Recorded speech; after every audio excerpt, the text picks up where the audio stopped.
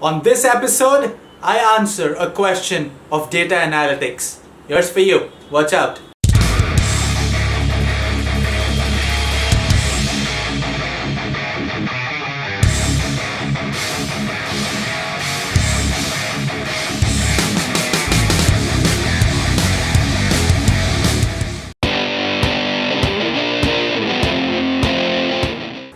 Thank you for asking me this question. First of all, I would like to congratulate you because you seem like a guy who has figured out the plan of action for the next 2 or 3, 4 years, 5 years probably. Something that a lot of us young guys have not been able to do successfully, and we end up getting confused and this and that. So congratulations. I'd also like to wish you all the luck in whatever you want to pursue. As you said, you want to become a data analyst. I wish you all the luck, and I really hope that you become a data analyst. To start with your question now, a lot of people don't really expect me to answer such questions because it's all tech, but I'm not sure why did you ask me this question either. But just to answer to you, I'm a Six Sigma certified green belt, so I am probably one person who can answer this question really well. Now, I've got people in data analytics who are doing pretty well in their companies and organizations after they completed their engineering. I don't know what graduation program are you in, but I can tell you it's a field that's really beautiful. It's a field that's upcoming, and it's a field that I don't see will fall down in a number of years from now. The only challenge I feel in data analytics that will come out sometime later in the future is going to be artificial intelligence. But hey, isn't that a challenge that every industry is going to face in maybe 5 years from now? That artificial intelligence takes over the jobs and really pushes things around. That's going to take time, but the future is that what I see as the challenge to the data analytics as the organization and as the field of data analytics.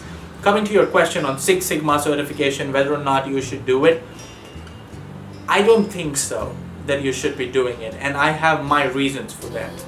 First of all, not all companies follow Six Sigma.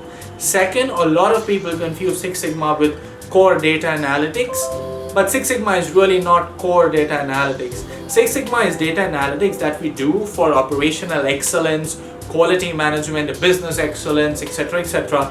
We don't really do an analysis of how the products are running, how this is running, how the streams are running, how the workflows are running. We don't do that analysis to the deepest of extents. The focus is probably internal and how our processes are working rather than external. That's what Six Sigma does. Now, I feel that the data analytics you were talking about is on how products work and how you can make business do better and all of those things. Not the internal process, not the internal project, but from the client perspective, from the external side. That's what will interest you. So I would just give you a different plan of action if you don't mind me altering a little.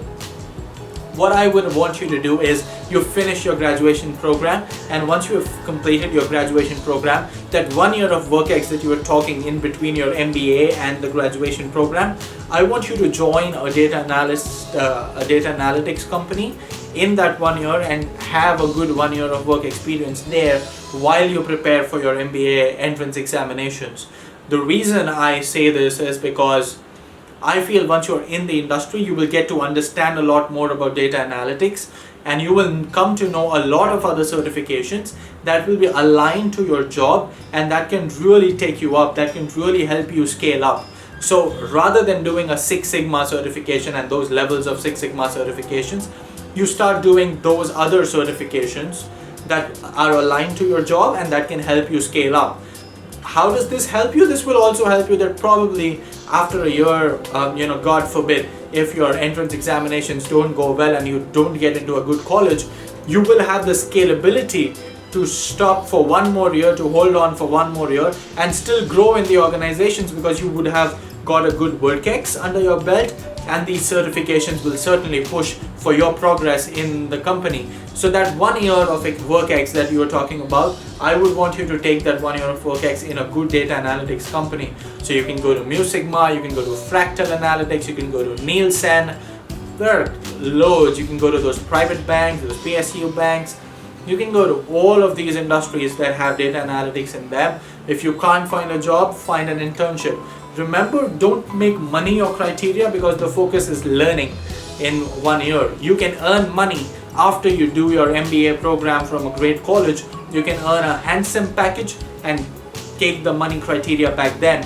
But right now the focus has to be primarily about learning.